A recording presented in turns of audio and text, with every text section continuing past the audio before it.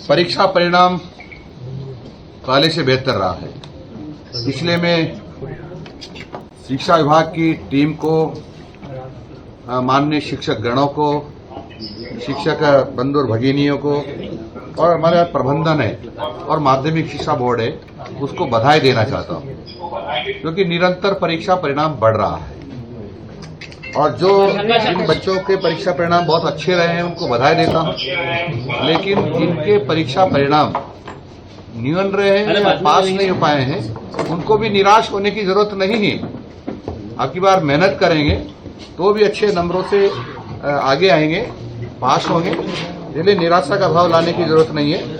और जो अच्छे अंकों से पास हुए हैं उनको भी बहुत बड़ा घमंड करने की जरूरत नहीं है, क्योंकि मैंने कई लोगों को देखा है किसी कारण से एक परीक्षा में कम नंबर आते हैं तो बड़ी परीक्षा में भी उन्होंने अच्छे अंक प्राप्त करके पास हुए हैं।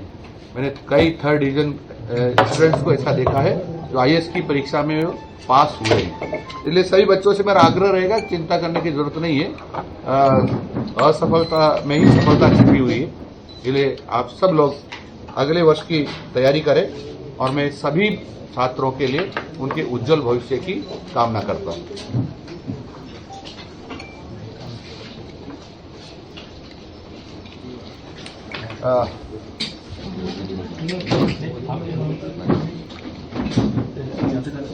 करो आपके लिए मैं आज 28 मई 2025 को माध्यमिक शिक्षा बोर्ड की जो व्यावसायिक शिक्षा और शिक्षा का जो परिणाम आया है उसकी घोषणा कर रहा हूं। हमारे यहाँ 10,71,460 विद्यार्थियों ने भाग लिया था और उसका परिणाम जो कुल रहा है वो 93.60% रहा है। इसमें से छात्रों का प्रतिशत जो रहा है 93.16 रहा है, एक रहा है, तथा छात्रों का उत्तीर्णता जो परिणाम रहा है वह 94.08 रहा है।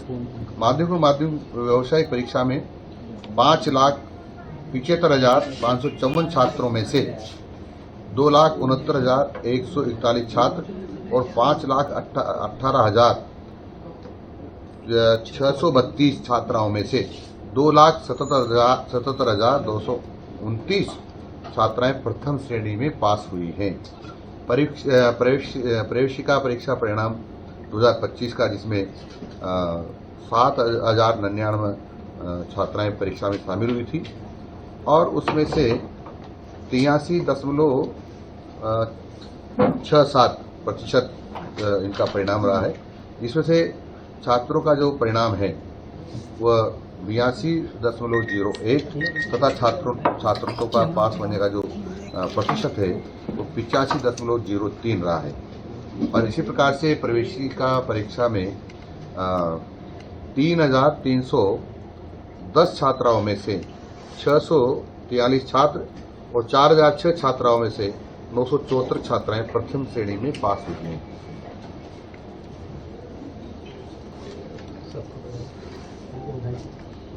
मैं आप सब छात्र छात्राओं को बधाई देता हूं जिनका परीक्षा परिणाम बहुत अच्छा रहा है।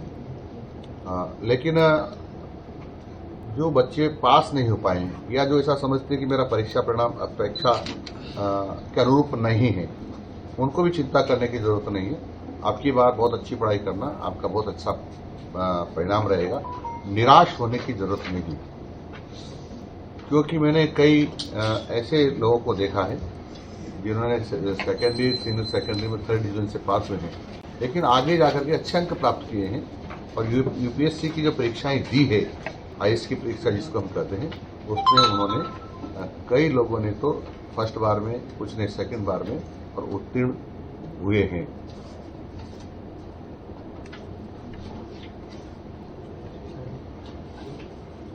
कुछ पूछना है?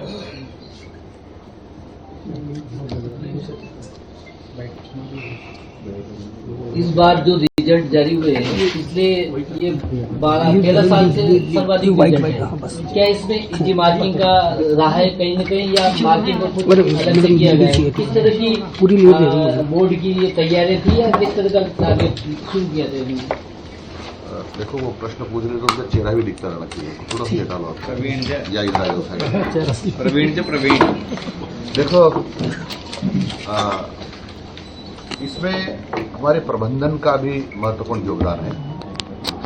और हम जब अच्छा प्रबंधन किया तो शिक्षकों ने भी अच्छा पढ़ाया है, क्योंकि कुछ नवाचार या उसमें हमने संशोधन जो किया आपको बता देता हूँ।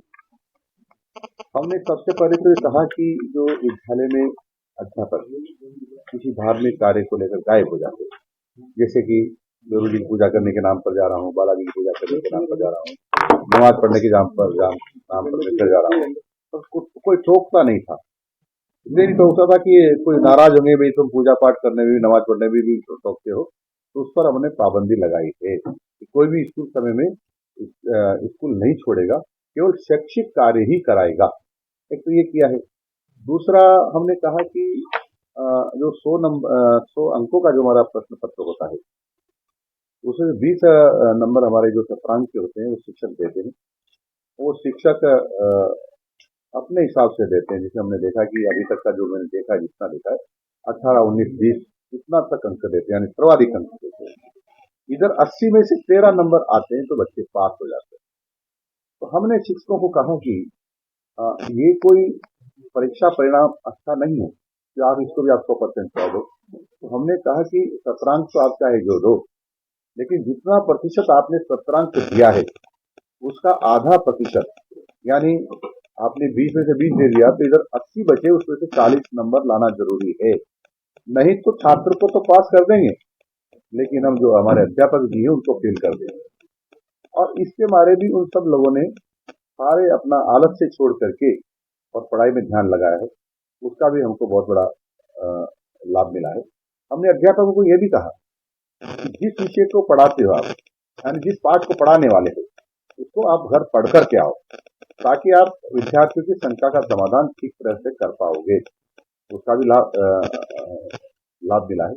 और हमने समीक्षा ठीक ढंग से की, उसका भी लाभ मिला है। और आप जानती हो कि मोबाइल जो हमारा मेरे शब्दों में कहूँ, गांव के शब्दों में, तो ये शत्रु है, कई कामों का शत्रु है। इसमें से शिक्षा का तो है ही, क्योंकि जब शिक्षक क्लास में जो मोबाइल ले जाता है तो कभी भी घंटी बज जाती है, और घंटी बजती है तो उठाता है तो जब पढ़ाई का तारतम्य टूट जाता है, बच्चों का भी टूट जाता है, शिक्षक का भी टूट जाता है, और उसे अनावश्यक रूप से एक कालांश का अधिकांश समय मोबाइल सुनने या मोबाइल करने में चला जाता है। कुछ अध्यापक ऐसे भी थे जो मोबाइल में कुछ देखते ही रहते थे, पढ़ाते नहीं थे। तो हमने मोबाइल ले जाने पर कक्षा में पूर्णतः पाबंदी लगाई कि कोई भी शिक्षक अपनी कक्षा में जो पढ़ाते समय कोई भी मोबाइल नहीं ले जाएगा।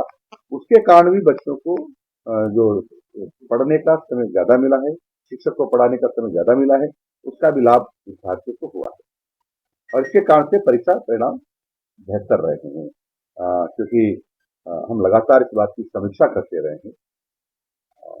और अध्यापकों को भी जो मर्यादित भाषा में हमने उनको समझाया कि विद्यार्थियों के हित में जो होगा वही आप लोग करना चाहिए, हम भी वही करेंगे, क्योंकि पहला काम हमारा छात्रों का हित है, और सेकेंडरी है हमारा कर्मचारी अधिकारियों का हित है। पहला छात्रों का हित है, इसलिए आप सब लोगों से मेरी अपेक्षा है आप ठीक काम करें।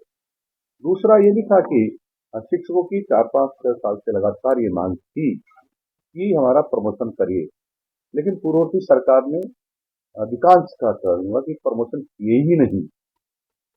और माननीय भजन लाल जी की सरकार आने के बाद जब मैंने ये मंत्रालय संभाला तो सबसे पहले बैठ के मैंने मेरे अधिकारी को निर्देश दिए कि सबकी डीपीसी कीजिए, और उसके कारण लगभग मेरा अनुमान है 35,000 लोगों तक की डीपीसी हो गई और उनके प्रमोशन हो गए हैं।